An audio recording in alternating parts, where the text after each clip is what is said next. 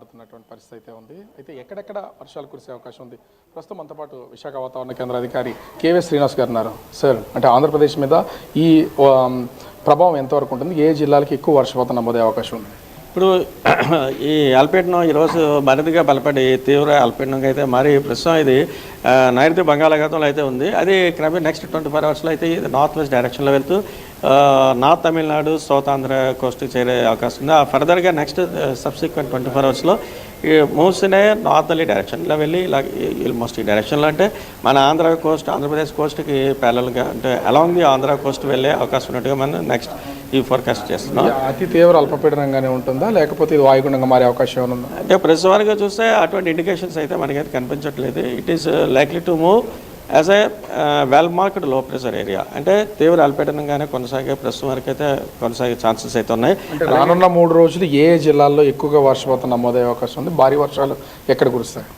Next coming 3 days వరకు చూస్తే ఇటు దక్షిణ కోస్తాలో ఒక మాదిరి వర్షపాతం అంటే రైన్ఫాల్ డిస్ట్రిబ్యూషన్ చూస్తే ఈ రోజు వరకు అయితే మెనీ ప్లేసెస్ మనకి చెప్తాం. అంటే పలు ప్రాంతాలు, అలాగే ఉత్తరాంధ్రలో కూడా పలు ప్రాంతాల్లో ఈ యాక్టివిటీ ఉత్తరాంధ్రలో అయితే నెక్స్ట్ 3 days వరకు కూడా ఉండే ఛాన్స్ ఉంది.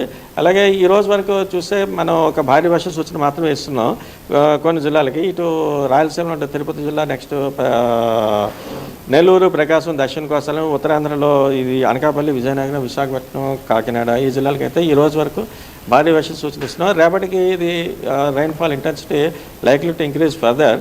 అండ్ మనం భారీ నుంచి అతి భారీ వర్షపాతం కూడా కొన్ని జిల్లాలకు అయితే రేపటికి ఇస్తున్నాం. అవి విజయనగరం, విశాఖపట్నం, అనకాపల్లి, కాకినాడ ఈ 4 జిల్లాలకు ఉత్తరాంధ్రలోవి. దక్షిణ కోస్తా ప్లస్ ఉత్తరాంధ్రలో కూడా మరికొన్ని జిల్లాలకు కూడా భారీ వర్ష సూచన కూడా ఉండే అవకాశం ఉన్నట్టు కనిపిస్తుంది. అవి నెల్లూరు, నెక్స్ట్ తిరుపతి, ఇటు ఉత్తరాంధ్రలో చూస్తే కోనసీమ, అల్లూరు సీతారామరాజు, శ్రీకాకుళం ఈ జిల్లాలకు అయితే. ఓకే, ఇంకా చూస్తే సముద్ర తీర ప్రాంతాలన్నింటిలో కూడా ఈ గాలి వేగం, ఎదురుగాలి ఎలా ఉండబోతుంది? ఈ గాలుల తీవ్రత క్రమేపీ పెరుగుతోంది. ఆల్రెడీ ఇప్పుడు స్క్వాలీ విండ్స్ మన దక్షిణ కోస్తాలు అయితే చూస్తున్నాయి. గంటకి 35 నుంచి 45 కిలోమీటర్స్ వరకు విస్తరించున్నాయి. అలాగే దీని యొక్క ఈ గాలి తీవ్రత ఉత్తరాంధ్రకు కూడా రేపటికి కమెన్స్ అయ్యే ఛాన్స్ ఉంది. అంచేతే ఇటు దక్షిణ కోస్తా, ఉత్తరాంధ్రలో ఉన్నటువంటి మత్స్యకాలని మనం వేటకి వెళ్ళొద్దని చెప్తున్నాం నెక్స్ట్ 2 to 3 days వరకు. ఇక్కడ చూస్తే టైం ఇంచుమించుగా 1 గంట దాటుతుంది. ఈ టైంలో కూడా అంటే ఒక పక్క నుంచి ఈ ఉపరితల ఆవర్తనం అయితే ఉన్నటువంటి పొజిషన్ ఉంది. కానీ ఏజెన్సీ జిల్లాలకు వచ్చేసరికి పూర్తిగా ఇంకా మంచు కురుస్తుంది, రోడ్డు కూడా కనిపించట్లేదు. వాతావరణంలో ఏంటి అసలు ఈ మార్పులు? దీనికి ఏమైనా ఉందా అసలు? అంటే ఈ సీజన్లో జనరల్గా మాయిశ్చర్ అవైలబిలిటీ చాలా ఎక్కువగా ఉంటుంది. అటు ఈ హిల్ రీజన్స్లో చూసుకుంటే అయితే మనకి అవి మనవి హై ఆల్టిట్యూడ్స్, ఇవన్నీ మనకి దగ్గరలో అంటే I mean Alluri Sitaramaraju district కానీ ఇవన్నీ కూడా హై ఆల్టిట్యూడ్స్ ఇవన్నీ. అంచేత అక్కడ ఆ హైట్లో ఈ లో క్లౌడ్స్ ఇప్పుడు ఇన్ ది ప్రజెన్స్ ఇప్పుడు మనకైతే ఇప్పుడు మనకి దగ్గరలోనే సిస్టమ్ ఉంది. ఆ సిస్టమ్ ద్వారా వచ్చే లో లెవెల్ క్లౌడ్స్ ఇక్కడైతే మనకి ఒక 500 meters వరకు ఎత్తులో కనిపిస్తుంటాయి. అవే అక్కడికి వెళ్ళేసరికి ఆ హైట్కి అవి మ్యాచ్ అవుతుంటాయి. అంచేత మనకి ఆల్మోస్ట్ మనం మేఘాల్లో ఉన్నట్టుగానే అనిపిస్తుంటుంది అనమాట అక్కడ ఈ అల్లూరు సీతారామరాజు డిస్ట్రిక్ట్లో ఉన్నటువంటి హిల్లీ టెరెన్స్ మీద. అంచేత ఈ టైం అయినప్పటికీ కూడా అక్కడ సాచురేషన్ కండిషన్స్ అంటే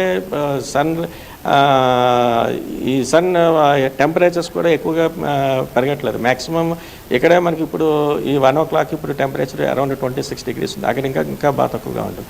అంచేత సాచురేషన్ అక్కడ బాగా ఎక్కువగా ఉంటుంది.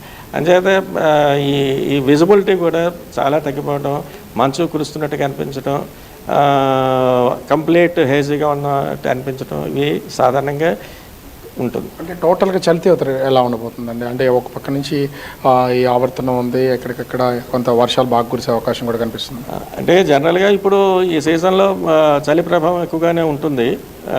కానీ ఇప్పుడు ఉన్నటువంటి సిస్టమ్ దృష్ట్యా కూడా కొంచెం నార్మల్ కన్నా కొంచెం ఎక్కువగానే టెంపరేచర్స్ రికార్డ్ అవుతున్నాయి. ఒక పక్క అల్పపీడనం నుంచి తీవ్రమైనటువంటి అల్పపీడనంగా మారుతున్నటువంటి నేపథ్యంలో దాదాపుగా 55 కిలోమీటర్ల వేగంతో ఎదురుగాలు వీస్తాయి. మొత్తం అటు శ్రీకాకుళం నుంచి నెల్లూరు వరకు అన్ని జిల్లాల్లోనూ కొన్ని చోట్ల భారీ నుంచి అతి భారీ వర్షాలు నమోదే అవకాశం ఉందని విశాఖ వాతావరణ కేంద్రం అధికారి కేవీ శ్రీనివాస్ గారు చెప్తున్నటువంటి పరిస్థితి. కెమెరామెన్ ఆర్తో రాజు.